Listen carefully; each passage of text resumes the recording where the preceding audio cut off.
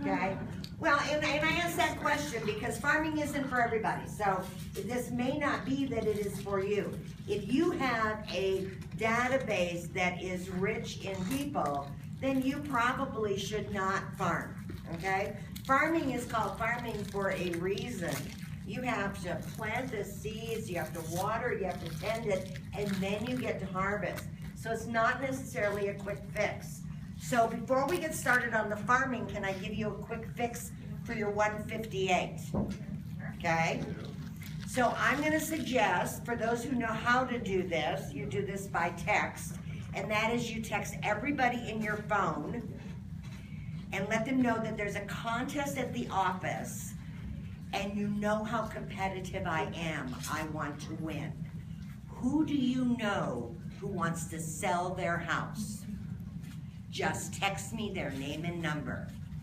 Do you know how many of those people will respond to you? It's amazing. For those of you who don't know how to do a group text, which I only do it with help, then the other alternative is do exactly what we're doing on our Sphere of Influence calls this month, this quarter. Our fourth quarter call is to let them know we're having a contest. And there is no way we're not going to win, and we need their help. Who do you know is thinking about buying or selling real estate?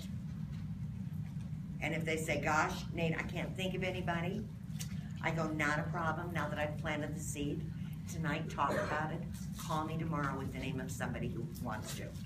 Again, if you give specific instructions to your SOI, they will follow the instructions more times than not. If you fail to give instructions, they fail to do anything. How many of you have failed to give instructions? Okay? So, easy way for you to get to the 158 before the 18th of December. Make that text, make those calls. Giving you an example, I've got an agent down in St. George that I recommended this to. She did it in the morning. She sent the group text out. By the end of the day, 5 o'clock is when we cut it off, 18 leads. Okay? So seriously, do that. All right, let's go back to farming. So, not a fast term fix, not something you should do if you already have plenty of business or if you have a database that is rich in numbers. Okay? But as Emily said, I moved here not knowing anybody, not one soul. I found out 2 years later I had a third cousin that lived in North Salt Lake. Really, not a soul. So farming was the only way to do it for me to really get started. Well, it wasn't the only way, but it was one of the ways that I did it. Now, farming can be a couple of different things. Claire, for example, is very active in the chamber. So Claire can farm the chamber group. They live all over the place, but she can farm that chamber group in exactly the way we're going to talk about today. Okay, so that's a demographic group. For me, it was Little League. My boys played Little League, and I didn't know anybody. So I'm here to tell you, I volunteered to be on board of directors at Taylorsville Binion Little League. And that became my farm, demographic farm. So do what interests you, okay? Next is it could be a people kind of farm, not demographics, but I'm going to use Candace as an example.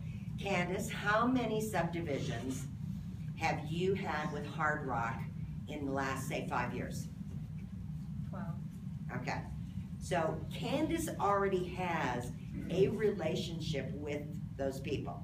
Now, granted, they probably weren't even your buyer. Scott maybe brought the buyer. But here's what I know about Scott. He doesn't stay in touch. Really. He's a broker agent, really. Does he stay in touch?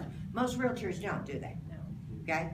So again, adopting the other side of a transaction is a way to do that. But really, Candace had a pretty in-depth relationship with a group here, and a group here, and a group here, and a group over here. So she can do exactly the same thing with those groups, okay? The most common form of farming is geographic. And so I'm going to use that for today's example, and I picked a geographic farm. By the way, I said it takes a long time. It typically takes 2 years to own your farm. That's a long time. For most of you, you'll look at it and go, that's a long time. 45 years later, I'm thinking that's nothing.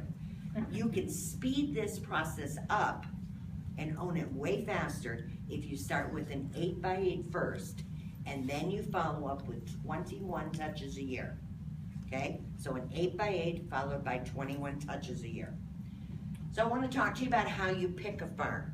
And sometimes it's as simple as, truthfully, starting with a grid system. So I might say this is Redwood Road, this is 2200, this is 2700 West, you know, this might be 104th, this might be 110th, this might be 118th, this might be 123rd. In other words, I can do grids. And I can go into the MLS and put in this grid, and then I'll put how many houses have sold or gone under contract in the last 12 months. That's the number you're looking for. Sold and under contracts in the last 12 months. So in this little grid, I might then put a 47. In this grid, it might only have been 30. In this grid, it might have been 11. This grid might have been 2. This grid might have been 53. So now really I'm going to explore in depth those two areas that were high. By the way, that grid is way too large to be a farm, so you then have to dissect it down to manageable, okay? So that's a really easy way on the MLS to just go in and begin to identify where you may want to be looking for a farm, okay?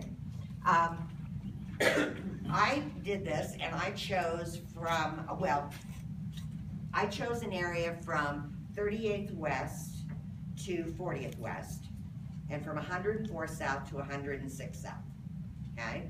I'm meeting with the lunch group for a daybreak, so I thought I might as well just stay in daybreak since that's gonna be my topic later. So I found this little farm right here.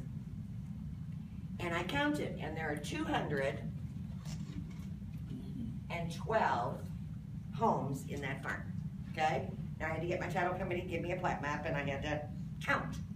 It took 3 minutes, okay? Not high intensity, all right? And how many homes had sold in the last year? There have been 18, okay?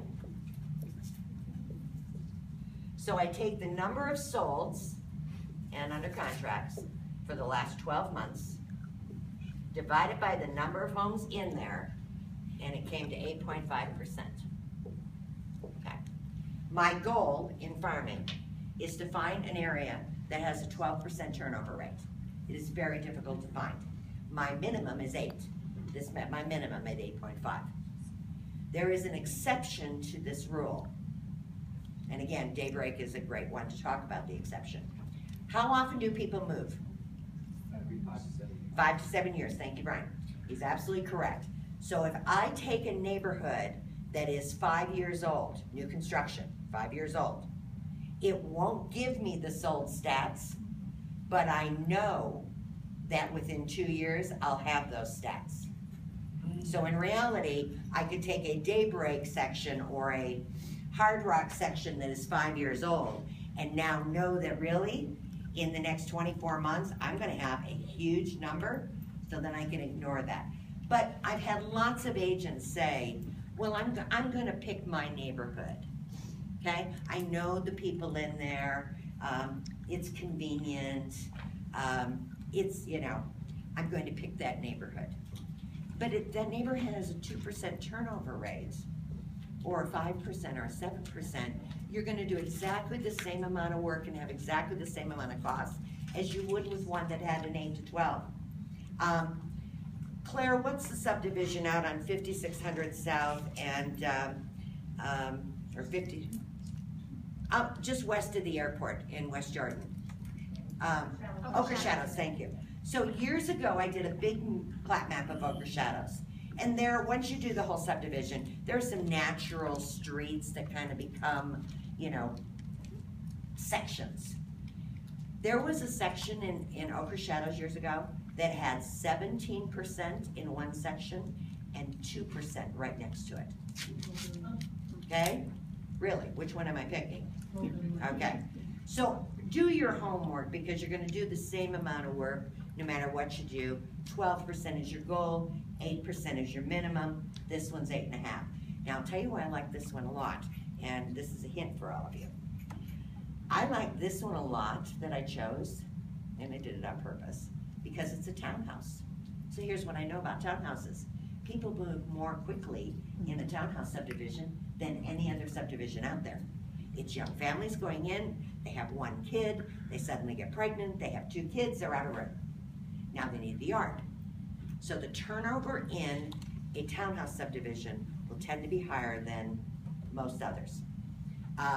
The other reason I like it is that it's time-wise extremely easy. My 212 homes, I could hit in one fell swoop. My farm, it used to be, it was 500 homes, and it would take me really 4 Friday afternoons to hit them all. Now, I hired my children, because then Josh was in elementary school, so he had to start farming at a young age. But he did, truthfully, he'll tell you. So I take the kids and they'd help me with this. But there's something about that being close together and time-wise that allows you to be able to get done quickly. So what size should your farm be? Your farm really should typically be 200 to 500 homes. You may enlarge it later, but 200 to 500 makes it manageable both on a time-wise and a cost-wise, okay? And honestly, you want to, because of the internet now, people can go online and find out lots of information quickly. So it's really imperative that you start your farm by door knocking it. And you want to door knock it as long as the weather will allow you to door knock it. Because face to face, I can build a relationship way faster than I can if I'm trying to call them or just leaving something on their door, okay? So we're in good weather still, and our bad weather is typically January, February. So between now and December, if we were doing an 8x8, does anybody not in the room know what an 8x8 is? Thank you, Jason. So an 8x8 means we're gonna touch them once a week for 8 weeks, okay? And we do 8x8s a lot of times. So if I meet a person at an open house and they're thinking about buying a house, I'm gonna put you on an 8x8 that's a buyer 8x8. If I meet somebody that is thinking about selling their house, I'm gonna put them on a 8x8 that's a seller 8x8. And by the way, if you go into KW, we have those 8x8 programs for buyers and sellers. For a farm, you do not. Now, you can use some of the generic ones and still do it as the same, because most of those, well, all of those people in there, what are they? Eventually sellers, are they not? Right. So you could use the seller 8x8 and be okay on that. But I want to be more personal than that. Now, what's the one thing that they can't get easily? Sold stats, statistics, absolutely. So we're a non-disclosure state, which by the way, you always want to support your legislators because we want to stay a non-disclosure state. We're one of about 13 in the nation. So they can't easily get that information. So it's really important if you were every month going to let them know how many houses have gone on the market, how many houses have sold, what's your average time on the market. Maybe you quarterly give them what the Salt Lake Valley is. So when I was doing my numbers for Daybreak, it was very interesting to me to see that the average time on market in Daybreak is 4 months. Now some of you may go, yeah, right. Well, a year ago, it was 10 months. I'm thrilled that Daybreak is up to just 4 months, okay? And your people will be thrilled because what does that tell your folks? Now is the time to sell, exactly. Now is the time to sell. But they don't know that unless you tell them. So I need you to be really their expert in that area. So let's talk about oh, Jason, go ahead. So Lee, when you begin that farming, you said you make that initial door knocking. So I door knocking before. Yes. But your sounds a little bit different than the one I was trained on. Do you actually, I mean, so mine was about trying to hit a number of people home. Do you go back to those doors that did not answer until you reach somebody, or how do you initially? I don't.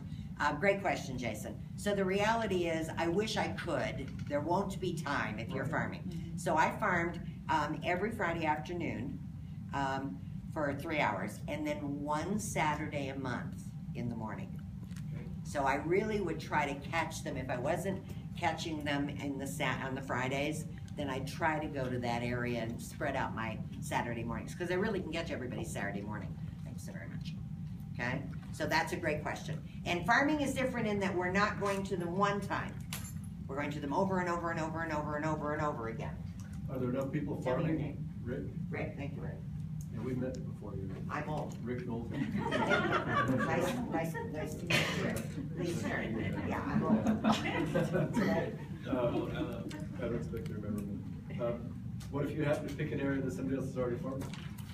Wonderful question. So let's use an example, Shelley Tripp. Shelley started farming pepperwood when she got her real estate license because she didn't really know anybody except everybody in her ward. Where does she live? Pepperwood, okay? Now, are there other agents that list in Pepperwood? Yes, there are 35 current active listings in Pepperwood. Whereas 1 year ago, there were 5. So their average time on market has done exactly the opposite of what Daybreak has, but just a bit different. Would I go into Pepperwood and farm it? I wouldn't. When there are hundreds and thousands of other neighborhoods I could choose that no one's But you may not know. dominating it. Yeah, what if you don't know? Pardon? What if you don't know? Oh, how would you know? How less? Yeah, when I look at my 18 solds, Look Oh, the I names. can pull up who sold them and who listed them. Yeah. I'll see a trend. Okay, Brian? I was just gonna say the same thing. Yeah. So it's real easy to determine if somebody's controlling it. Cause I was just thinking, cause you could find out, what is it, like over 30–40%, you probably don't wanna mess with it, right? No, well, if I see really a recurring trend, I'm just not going to because there's so many other great options. Even if Now- it's like 10%? Well, maybe if 10% is 1, that's about what 10% would be here. Would be 1, maybe 2, then maybe I would. Then the other thing to think about, as long as we're talking Pepperwood, is what price point is selling. Okay, so what's Pepperwood's price point? It depends, it's all over, it's like 500,000. Yeah, right now it's at about 6 and up, okay? And is the 6 and up market selling? Not like the 2 and 3. Not like the 2 and 3. So really, might I be better off doing the 2 and 3? Now, go back to my townhouses for a second. Townhouse projects for finding buyers, we live in Utah. We home grow young families at a better rate than any other state in the nation. There is really never going to be a shortage of those people. Really. So if I pick that area, I can probably double side them a lot. I can probably sell them quickly, and I get to help them find a new house. So again, I kind of like those. But if I went over to, say, Sugar House, where really if I go into the Highland Park area, when do they sell? When they die, thank you. If you go to my neighborhood in the cottages, when do they sell? When they die. Is that really where you want to go? Probably not. So I want you to use some common sense as you're picking your area. And there are a lot of factors to look at. And that's a great one, is it already owned by somebody? And it's not that you couldn't beat them. You could. It's more work. It's just why, when there are so many other great choices, why fight the battle for 6 months to try to do it? Or why share it with them? Or share it with them, exactly, okay? All right, so let's talk a little about, does everybody understand how we pick the farm? And I'll pass this around so you guys can see the little farm. In the back, your name? I'm Terry Simon. Terry? Charity. Cherry. Simon. See, I probably haven't met Cherry, right? Charity. Charity. Still won't remember. Charity, tell me. What's the percentage of your listings that our source is farming? Currently not any. When I was a listing agent on my own and didn't know anybody and started farming, it was probably 1/3 of my business. And I sold 4 houses a month at that time. So that would be, what, 2, 1.5, 2 every month. Okay? Now I'm in a database-rich environment and do not need to farm. And that's why I say, if you're in a database-rich environment, you could leave, you don't need to be here with me, okay? But if you're not, then this may be a good thing to do. All right, so everybody understands how we choose a farm, and you kind of caught on to some of what are the things you might want to consider before you say yes for sure. And by the way, a good thing to do is when Charity is picking a farm, she may want to turn around and say to another agent in the office, Claire, this is the farm I'm thinking of, these are the numbers, do you see anything that would say don't do it? Have a second set of eyes look at it. This is a big commitment. Okay? I have an agent, I shouldn't say we don't farm, we've got one agent on our team, Marianne, who farms a group of 55 and older. And I don't know how she's identified that group, Charity, but she's identified a group of 55 and older. So that again is kind of a demographic. So I guess we've got a small amount of farming. All right, so if we know how to pick one, let's talk about how to speed up the process, because I am not a patient person, and you probably already figured that out with me. So anything I can do to speed up the process is what I want to do. So we're going to start by walking the farm. We're going to do once a week for 8 weeks. Walk it as long as the weather will allow. By the way, if we have some nice warm days, go ahead and walk it again instead of mailing it out. Be sure you're marketing you, not KW. Now, I say that, the state says, if your name is on there, KW's gotta be in a font that's at least 50% of your size. So if I'm a 20 font, then the company needs to be a 10 font. Don't make the company a 12 font. This is you, okay? So make you a 30 font, make them a 15 font. The law says the company's gotta be 15% or 50%.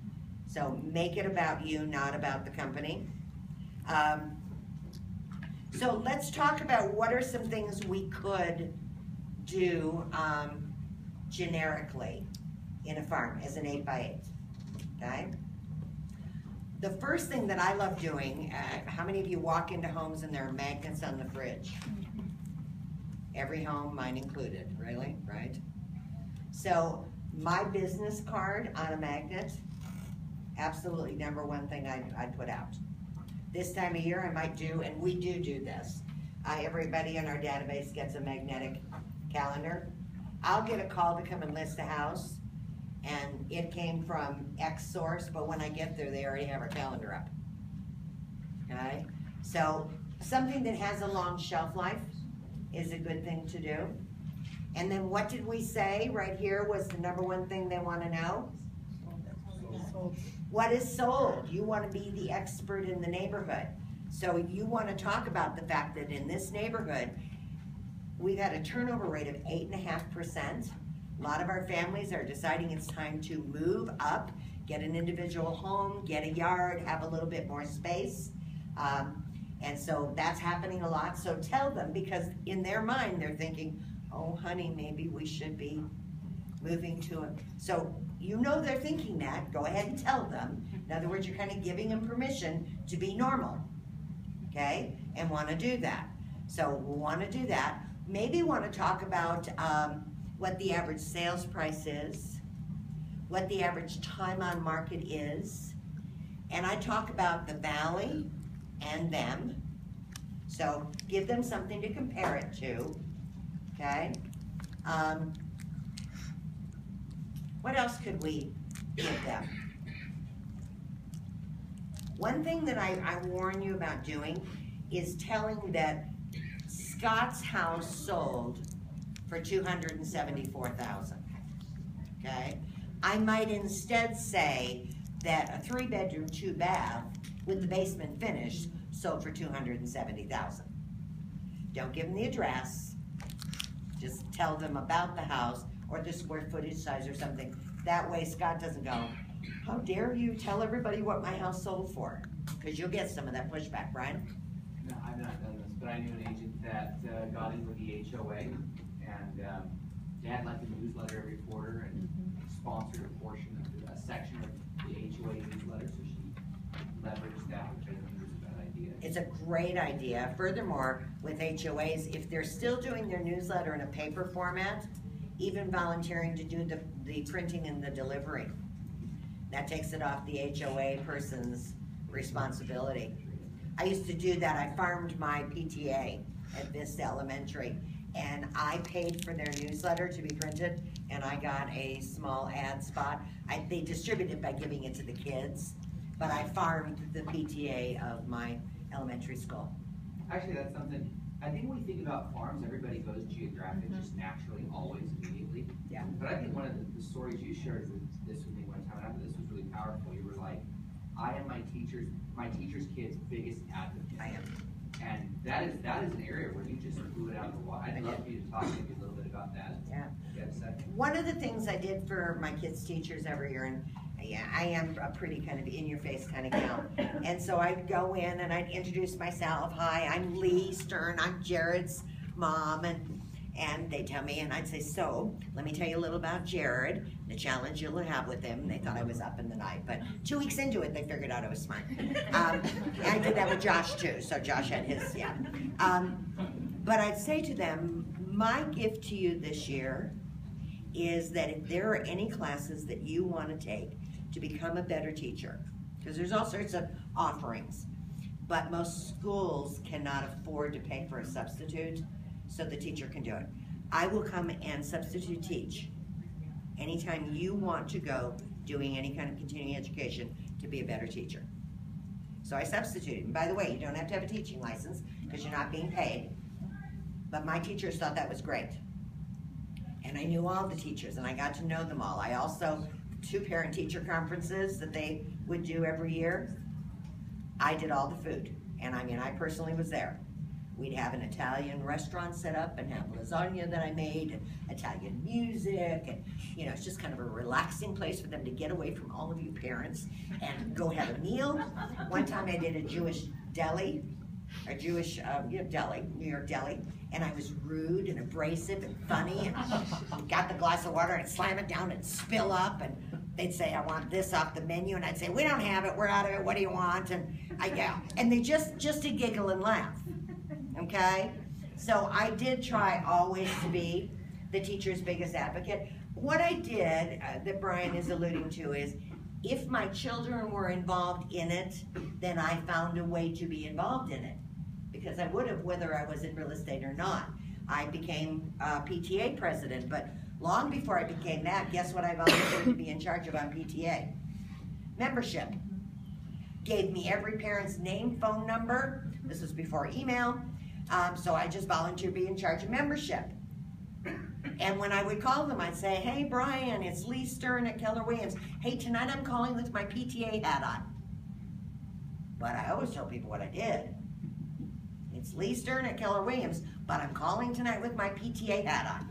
So that was another farm. That was a people farm specific to my kids' school. And for those of you who have kids, you know you're going to be involved anyways. Be intentional about your involvement. Okay? All right. So what else could we be doing right now that's an 8x8?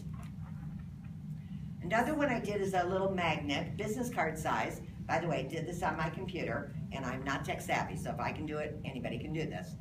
And I would just put the fire department, the police department, the school phone numbers, maybe the local pizza joint that's closest to the farm.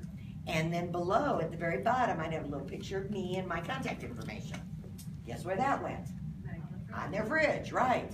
So I was just always in their face. Right now, this time of year, I would do things like, I would go to a farmer and I'd get small pumpkins, and small because I'm having to deliver, but about this size. And I would just, one night during October, early October, I would deliver one on their front porch, just with my business card on a rubber band attached to the stem. I only buy ones with stems, okay? 4th of July, on the 3rd of July, I would get flags, and I would just go to my farm after dark and plant one in so when they woke up, everybody in the neighborhood had flags. By the way, you can 2-hole punch your card, and it slides right up there, okay? So just some visual kinds of things that you can do. 3 drawings a year, because that gets me their names and phone numbers. So 3 drawings a year, maybe right now, maybe 3 turkeys for Thanksgiving. I would typically do a Mother's Day drawing, a Father's Day drawing, and a back to school drawing. So when you do the drawings, how do you approach that? Do they call you or? Well, yes. I would, in my newsletter of stats for the month, I would have a thing that says announcing the drawing, and all they need to do is email you with this information to be entered. okay? And then, by the way, the next month newsletter would now show the winners, okay? One boy, one girl, school age, or one mom, one dad, you know, fishing poles, things like that, spa day. It's nothing very expensive, okay? But again, I'm always in the process of collecting their information, so I have all of it. And the other thing with your farm, and this is true with your SOI also, is, as I said earlier, your job is to train them to give you referrals, whether you're having a contest or not. And so I was talking to Cameron Burnside, did his SOI party and did a Halloween thing. And so I was talking to him last night, and I said, how'd it go? And he was telling me. And he said, but I didn't really get any referrals there. And I said, okay, well, let's talk about, you know, maybe what you could do differently next time. So they dressed in costume. I said, what if everybody on the team just wore an orange shirt that said the Cameron Burnside team, and on the back it said, we love referrals? Would we be helping to teach them what to do? Okay. What if you got in front of the group before you did the pumpkin carving or whatever? That would be my phone, so you could go turn it off or you can ignore it. But I put it in the other room so I wouldn't get fined, because I've been fined way too many times for KW Cares with my phone going off. So what if before you did the pumpkin carving, pumpkin decorating, because you don't want to give kids knives, but the pumpkin decorating contest, what if you got in front of everybody and thanked them all for coming and said, you know, without all of you, we could not have met our goals this year. You guys have been so awesome about sending your coworkers, your friends, your neighbors, your family to me. And again, I can't thank you enough, and I really am gonna continue to count on you to pick up the phone and call me every time you hear somebody's thinking about buying or selling real estate. But I have one person tonight that just is a rock star, out of this world, did more referrals to me than anybody else. So Brian Hurd, could you come up? And I'm gonna give Brian some sort of prize. And as Brian comes up, I'm gonna tell the story about my selling Brian his house and about his family and the kids. And then I'm gonna say to him, by the way, Brian sent me 4 people this year. Now, really, 4 people is great, but the people in the audience are now going, well, heck, if I can get more than 4. That's not very many. And I'm gonna win whatever Brian just won. Okay, Brian, you had to end up. No, I just been saying, I think what you're saying is really good, is that you just acknowledge and reward good behavior. And like, it seems such like a simple concept, but like what you're really promoting is engagement. Yes. And you're just acknowledging it. And like, it sounds so simple, but it's like, I mean, Lee, you're exactly right. Okay, good. All right, so now we've given some ideas on what you can do. And like I said, you can go to KW and find 8x8s for sellers and use that. But local statistics, neighborhood statistics, drawings, stuff that stays on your magnet or on your refrigerator, shelf life is good. All right, so then we're gonna do 21 touches a year. And by the way, the 21 touches need to be strategic, because some of you are gonna go, okay, well, that's not 2 a month. There are some months that's less. There are. When is listing season begin? March, April, yeah. I would say probably our biggest listing months are April, May, June. Biggest buyer months, I think, are May, June, and August. But yeah, both sides of those are good. So if I'm gonna talk to people about selling, when might I start talking to them about selling? January, right. And might I tell them more than once a month? Because they're gonna be thinking about that, right? So I want you to think about when your selling season is and your buying season is. So my January, February, March need to be all about what? Selling. Selling, not listing. They don't think of it as listing, selling. And so my April, May, and June need to be focused on what? Buying. Okay? Now, one of the things that I would do, and I've actually done this with Candace before, which was wonderful, and I appreciated her letting me do this. I featured Hard Rock in one of my January or February newsletters, because here's what I know. They're thinking maybe we'll build a house They don't talk to us about that. They wait and they go out into model homes and all that. But if they can get an email or a newsletter or something from me that says, not all builders are created equal. If you'd like my list of the best builders in Salt Lake, contact me. Now I'm finding out before they go out to model homes that they're thinking about new construction. By the way, when are they thinking about new construction? I think even now for next year. So if I was doing something, you know, one thing in November and one thing in December, no, not if I'm doing an 8x8, but truly my December and November are my one time a month. The other months are pretty much 2 times a month. I'm gonna start talking about new construction. Maybe I won't ask about the best list the first time. Maybe I'm going to send a new construction newsletter that just talks about new homes, how many new building permits were, how many they're expecting for next year, what the price percentage has gone up. Has it gone up 5% like the rest of the valley, or has it gone up a lot more than that? So I'm gonna talk about that and help them be thinking the right way. Then maybe the next month I'm going to say, not all builders are created equal. If you're thinking about this next year going into new construction, contact me for the list of the top 10 best builders in this valley. And then truly put our Brook on that list. So think about what they're thinking before you send stuff out. Be timely and strategic. They're thinking it whether you help them or not. So help lead them in the right direction. Does that make sense? Okay. Other things I had on here. Oh, by the way, once a year I would give them a free market evaluation. I would talk to them how about, everybody checks their stock prices daily, but typically their biggest asset is a house. And so once a year they should just at least check to see what the value of their house is. Having nothing to do with selling the house, just check the value of the house.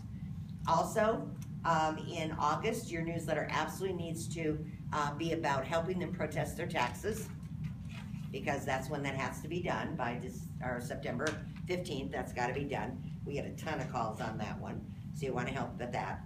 And then I want you to also think about setting up your budget before you start this, because it isn't a short term, it's a long term, and you've got to be in the right financial position to be able to do this. So first is timing. How much time do I have? For me, 500 homes was every Friday afternoon and one Saturday morning a month.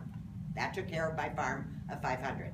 So you all have to figure out how long it takes you to walk this neighborhood, and I walked it a lot, okay? Next is financially, how much will it cost? So ideally when I'm walking it, it's not very much. It may be a magnet, maybe a calendar. So looking at my budget, if I can't afford that, I may call Rick, who I've known for 25 years, and say, Rick, I'm gonna put out 212 of these magnets. Do you want to co-brand with me on those, and I'll do the delivery? Because the magnets, you can buy at Home Depot or Office Max, or actually, yeah, Home Depot and Office Max. And there's a little bit of money in that, and then we gotta print them all out. So I mean, think about who you might wanna do. The other one that I've done is I've gone to local businesses and said, Scott, you own the dry cleaner here in the neighborhood. I'm gonna put out a newsletter. I put out a newsletter every month. I would like to feature your dry cleaner and have a coupon to try to get people there. Would you be willing to pay for my postage for 1 month to do that? Okay, or $200 for I can pay for my postage. I don't care how you do it. So you may find partners that are part-time. You may find partners that are full-time. I mean, Rick might decide he wants to do this with me every month, or he might say, Lee, I'd like to do it a couple times a year. I'd like to do it strategically in April and May, because that's when they're thinking about buying. He may decide that, okay? So think about how you're going to budget this, because you know you have 21 touches. And you can decide how many you're gonna door knock, okay? Create a good reason for them to call you. One of the other things that I think are really great in a farm area that's easy to do, over at Midvale we do a peanut butter drive where we gather peanut butter for the food bank. That is so easy to do in a farm. And by the way, peanut butter is perfect. It's the latchkey child food preference, because you don't need a knife, you don't need anything. You can screw it, unscrew it, eat it with a spoon. So for low-income kids, peanut butter is a great food to be delivering. But if you just announce to everybody that you're doing a drive for the food bank and you could use their help, and if they'd be willing to leave 1 or more jars of peanut butter on their front porch, you'll come pick it up. Okay? You'll get a ton of peanut butter, and I'm literally talking a ton. We get 4 tons over at Midvale. How cool is that? And now they see you're giving back to the community. I'm a big believer that those kinds of things are good. In your neighborhood, in your farm, you've got to call the FSBOs, you've got to call the expireds. If I have a listing in Nate's farm, Nate needs to call me and say, Lee, if you need help, I'd love to hold it open. Okay? I mean, he wants to be as visible. It doesn't matter that my sign's out there. If Nate's the guy there, knocking on the doors, telling all the neighbors, inviting them to come over, Nate's still the go-to guy. People don't read signs, they just see the signs up. Okay? We talked about doing 3 drawings a year. So one other one that I would suggest you do in your farm is do a rider at the bottom of your farm, sold by Lee, okay? Sold by Candace. And by the way, if it's my listing and Candace, you come and sell it, put in your offer that the seller gives you permission to hang a rider 2 weeks prior to closing that says sold by Candace. Put it in the offer. Because really, if it's my listing, Candace by law can't advertise that she sold it, but if the sellers give her permission, she can. So again, you want to show results, constantly show what results you have, okay? All right, and we can make notes of this, and then for people who didn't gather them all, they can make copies of that. So, questions and ideas? No other ideas? Do you do seasonal things? Yeah, the pumpkin was seasonal, the flags were Do you seasonal. think they're effective though? Like, is it? I think it is. Or I wouldn't have done it. It's the wow factor though. Okay, it really is kind of that wow. So visual, to wake up and see every house has a pumpkin, see every house has the flags are really cool. Right. How long do you farm an area? How long are these there? Forever. Forever. Forever. Yeah, eventually you'll own it so much that you're never door knocking it again. But really for the first year, you're wanting to door knock as much as you possibly can. And getting to know them and face to face and teaching them how to send you referrals. Okay? But forever, yes. How long does it normally take before you start seeing results, and like what kind of results do you get from implementing that system? According to the Red Book, Millionaire Real Estate Agent book, you'll get 1 in every 50 people. I think you can speed that up by the process that I've talked about, but that would be the minimum standard I'd be looking for, is 1 in every 50 people. You had the other part of your question was, how fast do you see results? It's interesting because I say it'll take a long time to own a house, but if you're really strategic about the message you're giving, I think you'll have it happen fast. Now, truthfully, if I'm in a townhome subdivision, I think I'll be getting stuff in 90 days or less. If I'm strategic about using like new construction right now for my November, December, and then the list, then I'm going to find out who's thinking about doing that, and I'm going to get business at the first of the year from that. Okay? And we're building spec homes for you too, And right now. see, she's doing spec I homes for already me, know that they're so. gonna wanna move. One of the things, that's why I came today, is, so we're opening a new subdivision in South Jordan. They're really, people wanted this farm for 12 years. We finally got this farm, an actual farm.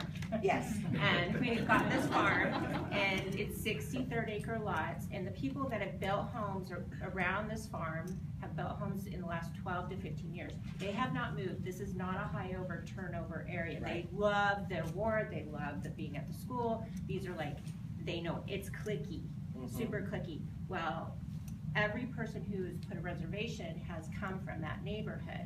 So I know that there's more people thinking about it. So Absolutely. and I've already gotten 2 listings of the first 2 people that have sold. So that's So nice, but I you wanna need- get them all. You need to geographically now farm. Right, That- both sides of the yep, street yep, around the that farm. little Even though it's not a parameter. high turnover, I know that. Well, you're gonna create a turnover. Right, 12 just- to 15 years ago, Exactly. they bought when their kids were little, now their kids are gone.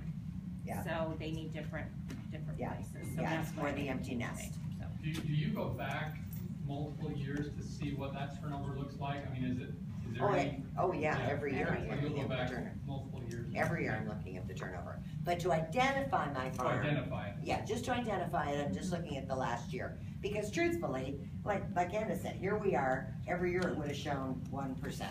Yeah.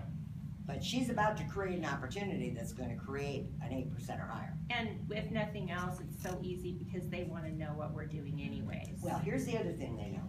They'll bring their friends to come live close by. That truthfully will always happen. So there's a no lose on that. That's a marketing opportunity. Yeah. Okay? Yes, I just wanna make a statement, a lot of people will get discouraged with working with farms because it takes time. yes. And it takes money because it's Yes. getting out there in front of people. Mhm. But the return over the years is so much higher when you really drill down and focus, because it's the perception of that farm that you are that go-to person. You are the expert. So the farming areas that I've done in the area that I moved from, I controlled those areas, that's where my business came from, without me having to even go for it. Yeah. Because it starts just coming to It you because does. of their perception. But you keep it forever, right? I mean, Exactly. that was the right answer, is Exactly. it's forever. Yeah. I'm still gonna be sending something to them. After moving here, I still had referrals that I would send back to agents from my firm. Absolutely, so it's still producing income for you. Yeah. Okay, and by the way, door knocking is free. So the print cost of a newsletter, very inexpensive, okay? So that's the other advantage to going and doing the door knocking, but really it isn't for the financial. It's because I want us to be in relationship.